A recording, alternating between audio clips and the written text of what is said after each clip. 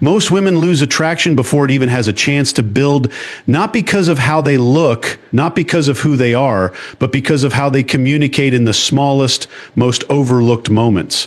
A single text can either elevate your value or quietly collapse it. And men won't explain this to you. They'll just feel it. They'll respond less. They'll invest less. And you'll sit there wondering what changed. Nothing big changed. You just gave away control one message at a time. If you understand this at a deep level, texting stops being casual and starts becoming strategic. Because attraction isn't built on constant availability. It's built on controlled access.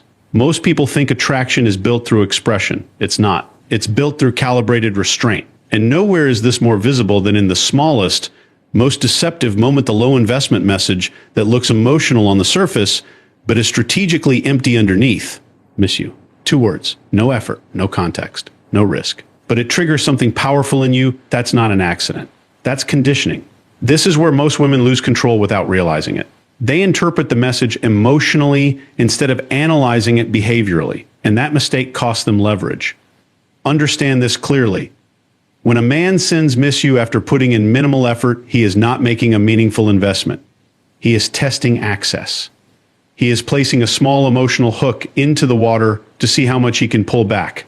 If you respond with equal or greater emotional weight, miss you too, I've been thinking about you, where have you been? You just passed his test, but not in the way you think. You didn't build attraction. You confirmed availability. And availability without effort lowers perceived value instantly. This isn't about games. It's about human behavior. People are wired to value what requires movement, uncertainty, and investment. When those elements disappear, so does the tension that creates attraction. So the question becomes, how do you respond without collapsing your position? You reward without overpaying. You acknowledge without amplifying. You stay warm without becoming accessible on demand. A calibrated response like, "That's sweet," is not random. It's strategic. Let's break down why this works on a psychological level. First, it gives him a reward. You're not cold. You're not dismissive.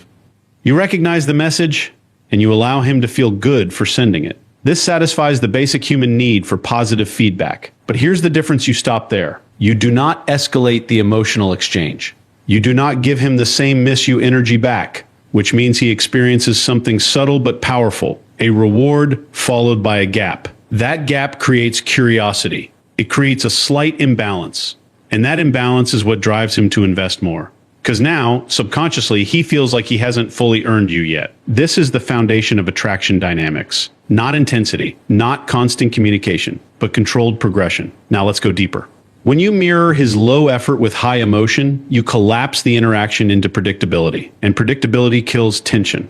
If he knows that 2 words from him unlock emotional validation from you, he has no reason to increase effort. You've trained him to stay minimal. But when you respond with controlled appreciation instead of emotional reciprocity, you introduce uncertainty. He doesn't feel rejected, but he also doesn't feel secure. And that's the exact psychological space where pursuit begins, because the human brain is designed to close gaps, to resolve uncertainty, to move toward incomplete rewards.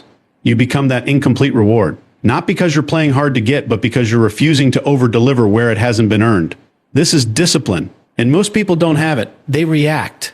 They feel something and I immediately express it. But high-value communication is not reactive. It's intentional. It's measured. It's controlled. You are not denying your feelings. You are sequencing them properly. There's a difference. You can feel interest. You can feel attraction. But you don't have to display it all at once, especially in response to minimal input. Because when you do, you remove the pathway for him to grow into that connection. You do the work for him. And people don't value what they don't work for. Now, here's the part most people won't tell you. This isn't just about him. It's about you. Your ability to regulate your impulses. To sit in that moment where you want to say more, but choose precision instead. That's power. Because the person who controls their responses controls the interaction. And over time, controls the relationship dynamic itself. So when you see that message miss, you don't rush. Pause. Analyze the pattern. Ask yourself, what has he invested before this? What is he actually giving right now? And what does my response teach him about how to treat me? Because every message you send is not just communication, it's training. You are teaching people how to engage with you. What works? What doesn't? What earns access and what doesn't? If low effort gets high reward, that becomes the standard. If low effort gets acknowledged but not amplified, now he has to step up. And the right man will. The wrong one won't. Either way, you win. Because you stop wasting time on people who only show up halfway. And you start attracting people who understand that access to you requires intention. So remember this, reward attention, but never chase it. Because the moment you start chasing is the moment you stop being pursued. And the moment you master restraint is the moment everything shifts in your favor. Controlling communication is never loud. It's subtle, precise, and almost invisible to the untrained eye. But the person who holds it dictates everything that eye follows. Most women don't lose attraction because they say the wrong thing. They lose it because they accept the wrong frame. And once you accept someone else's frame, you are no longer leading the interaction, you're responding inside a structure they created. That's where power quietly disappears. Let's break this down. When a man disappears for days, sometimes weeks, and then suddenly reappears with a message like, "I've been thinking about you." It sounds emotional. It sounds meaningful. But behaviorally, it's incomplete. There's no accountability, no explanation, no investment that justifies re-entry at the same level. What he's actually doing is attempting a frame reset. He wants to bypass the gap and return to familiarity without earning it. And most people allow this. They respond warmly. They engage. They continue the conversation as if nothing happened. That feels natural, but it's strategically weak.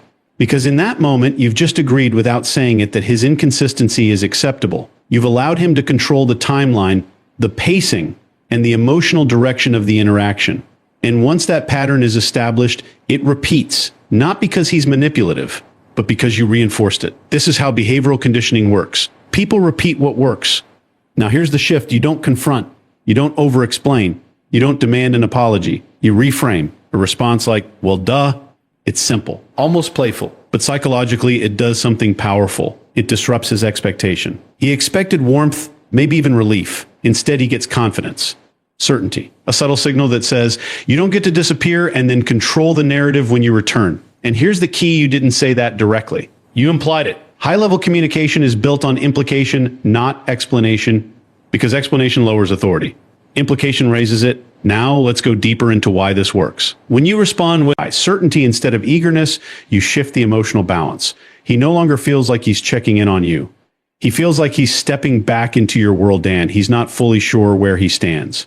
That uncertainty creates attention. Attention leads to effort. Effort builds attraction. This is the sequence most people break because they rush to remove uncertainty instead of using it. They want clarity. They want reassurance. But attraction doesn't grow in clarity. It grows in controlled ambiguity, not confusion, not games, but a lack of full access. And when you maintain that space, you force the other person to move toward you.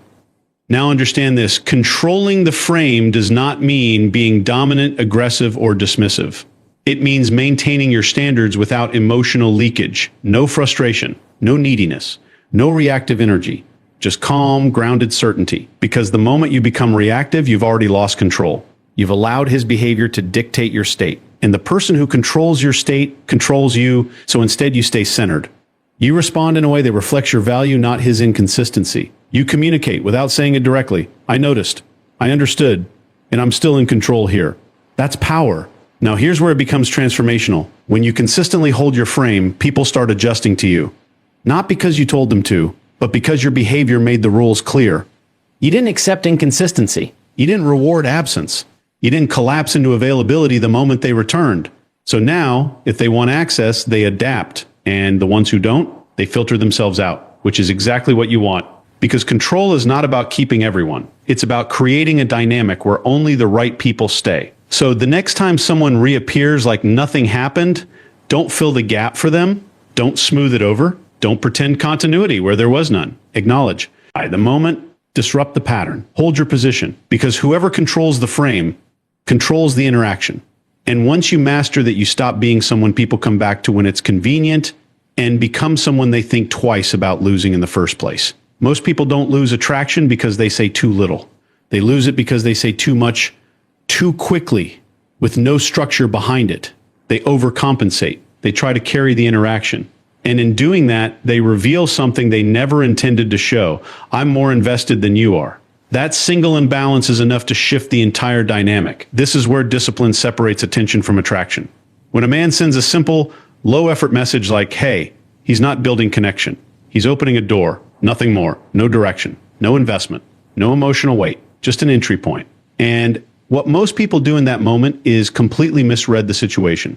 They see an open door and they rush in with energy, questions, excitement, and effort. They start leading the conversation. They start entertaining. They start proving. And without realizing it, they take on all the work. That's not attractive. That's predictable. And predictability eliminates curiosity, the very thing that fuels attraction. So the principle here is simple. Match energy, but amplify life, not effort, not investment. Life. A response like, hey, is enough. But it's not just the word, that's the signal behind it. It says, I'm present, I'm positive, but I'm not here to carry this. That exclamation carries energy, but not pursuit. And then you stop. This is the part most people fail. They don't stop. They add more. What are you doing? How was your day? Why haven't you texted? Now you've shifted from presence into pursuit. And pursuit, when it's unearned, lowers perceived value immediately. Because attention given freely, without direction, feels cheap to the receiver, not consciously. But behaviorally, people respect what feels selective. So when you respond with controlled energy and then pause, something important happens. You create space. And space does two things. It reveals intention and it forces action. If he's interested, he steps forward. He adds to the conversation. He invests. If he's not, he fades. Either way, you gain clarity without wasting energy. That's efficiency. That's control. And that's how high-value communication operates.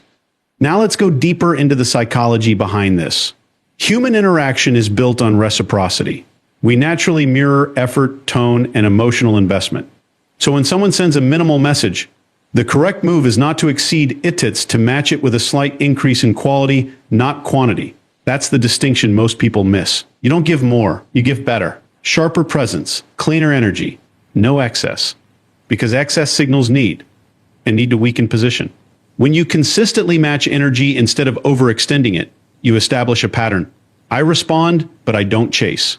And over time, people adjust to that. They realize that if they want more from you, they have to bring more. Now here's the deeper layer. This isn't just about controlling the interaction. It's about controlling yourself, your impulses, your urge to fill silence, your discomfort with not knowing what comes next. Because silence is uncomfortable for most people. They interpret it as loss, rejection, disinterest. So they try to fix it immediately. But silence is not the enemy. Silence is data. It tells you everything words won't. If you send a clean, calibrated response and receive nothing meaningful back, that's not confusion. That's clarity. And the ability to accept that clarity without chasing it is what builds real confidence. Not forced confidence. Not performative energy. But grounded certainty. You're no longer trying to make something happen. You're observing what naturally happens and responding accordingly. That's power. Because now you're not attached to the outcome. You're aligned with the process, and the process filters people automatically. The ones who step up, stay. The ones who don't, disappear. No confrontation needed. No overthinking required. Just clean, disciplined communication. So the next time you see a simple hey, don't overanalyze it. Don't inflate it into something meaningful. See it for what it is, an opportunity, not to impress, not to perform, but to set the tone. You match the energy. You amplify your presence. And then you let the other person reveal their level. Because attraction isn't built by doing more.